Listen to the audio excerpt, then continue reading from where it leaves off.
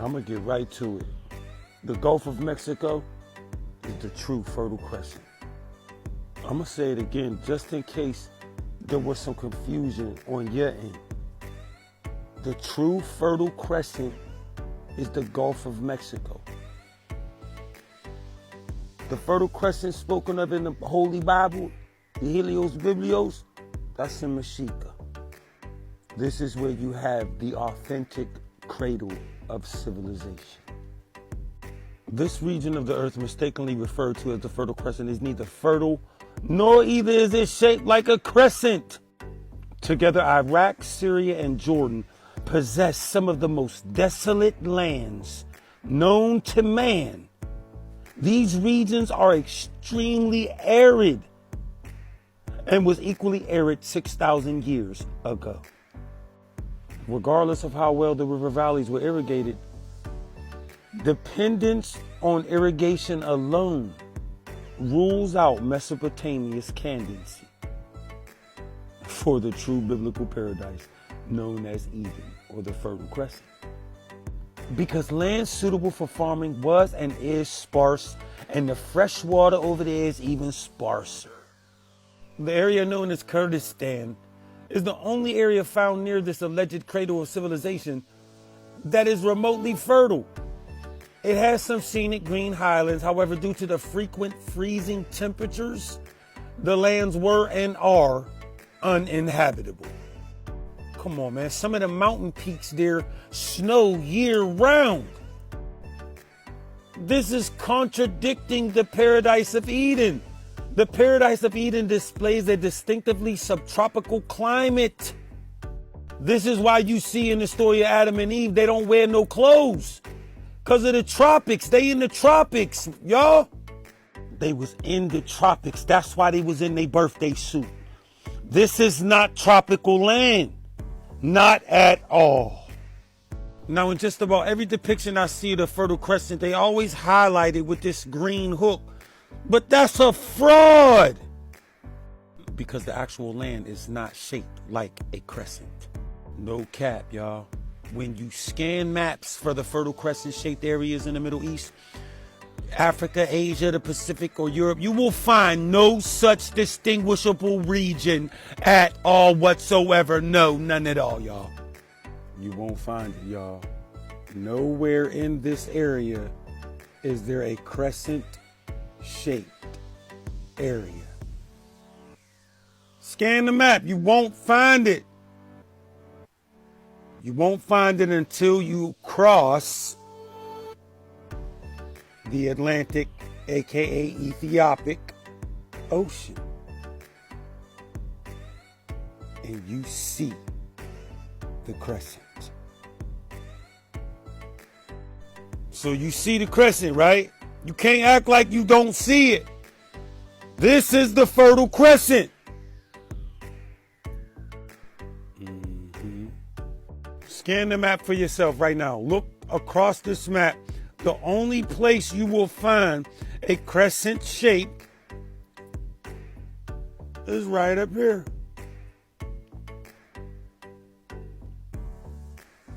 Right there. And this is where the world's ocean's currents are controlled from. Again, the Gulf of Mexico is the very source of the most amazing, most miraculous Gulf Stream. This Gulf Stream is the life-giving waters that keep the Gulf moving the world's ocean's currents. It's those same living waters that keep the Gulf Coast in a state of agreeable climate, a constant state of agreeable climate. And this is what makes the Gulf the actual authentic Garden of Eden, because it's a constant state of subtropical weather. And most importantly, it's the only place on the planet shaped like a crescent, making this the real Garden of Eden, particularly Florida too, y'all. And I'm gonna get into Florida now a little bit.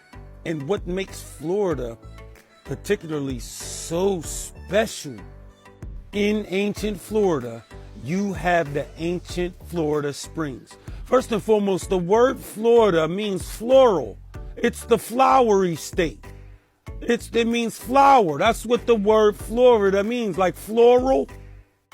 The Florida region is one of the most unique freshwater regions anywhere on Earth, boasting the largest concentration of springs in the entire world. Again, from the top of the Floridas to the top of the Yucatan Peninsula, the coastline therein of the Gulf of Mexico possesses the Earth's most agreeable, most subtropical climate on the planet. Again, with the highest concentration of freshwater springs in the world, to an endless, bountiful myriad of abundant produce, along with thousands and thousands and thousands of pyramids, more than anywhere else on the planet. This is the Garden of Eden, y'all. The Gulf Coast, the Caribbean islands, and the Bahamas have the world's most lush vegetation and agreeable climate. This puts the Mediterranean Sea and the barren coastline to complete utter shame. The amniotic waters of the humid Gulf average 10 degrees Fahrenheit warmer than the dehydrated chilly Mediterranean. And this is due entirely to the Gulf's sacred designation as the sole source of the Gulf Stream, the mother of all oceans. So when you see this symbol, that's the Gulf of Mexico.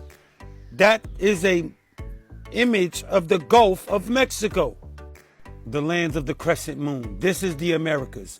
If you're not convinced, you will be. The Gulf of Mexico is the Fertile Crescent, y'all. It's the home and the origin of all Abrahamic religions. The religion known as Islam actually brandishes the Fertile Crescent symbol, the crescent moon and the star Venus. The two illuminate and govern over fertility. It is a primary symbol. And this is because the reason why it is called the Fertile Crescent is because of what happens in the sky, over the lands of the great ancient Americas. As above, so below. The red crescent moon appears when the red planet is visible. This is when Venus goes behind the moon. So what's happening in the sky happens right over top of the Americas, and it affects the Americas land, allowing the soil to be so rich and produce the greatest of all fruits and vegetables. Venus is the female principle of water. Venus is the female architect, the feminine principle of water, the balance of life, the planet with the moon. This has an impactful effect on the energy of the earth, particularly in the ancient Americas where the Fertile Crescent happens. As above, so below. Yes, and with these two, as above, so below, what you have is a representation of the Earth's fertilization. Straight facts. Cuba is the Kabbalah, or the land of the cube, the island of the Cuba. You see, this is actually the tail of the largest letter Q in the world, y'all. Its name is no coincidence. Cuba is the Kaaba. Kabbalah, the cube of Allah, connected right to the Islam and the Fertile Crescent. It's all over here. I'm going to say it again. This is the largest letter Q in the world, the Gulf of Mexico, the cube of Allah, the Cuba. The letter Q represents the process of active fertilization, displaying the actual egg itself as the actual letter Q. As you can see here, the letter O is being penetrated and fertilized by the sperm. This is the land of Cuba. It interjects into the O. And this is the Gulf of Mexico. This is the letter Q. It signifies where creation initiated on the planet. The fertilizing of egg and seed, the Garden of Eden. Again, this is a depiction of the Gulf of Mexico. I'm trying to tell y'all, this Gulf Stream, it supplies warm, nourishing waters to the northern locations of the earth, especially those that would otherwise not be able to host vegetation. This information was withheld from the masses to cause disconnections from the ancient garden and its ancient people. But Total She has returned to give you the information. Rise up now.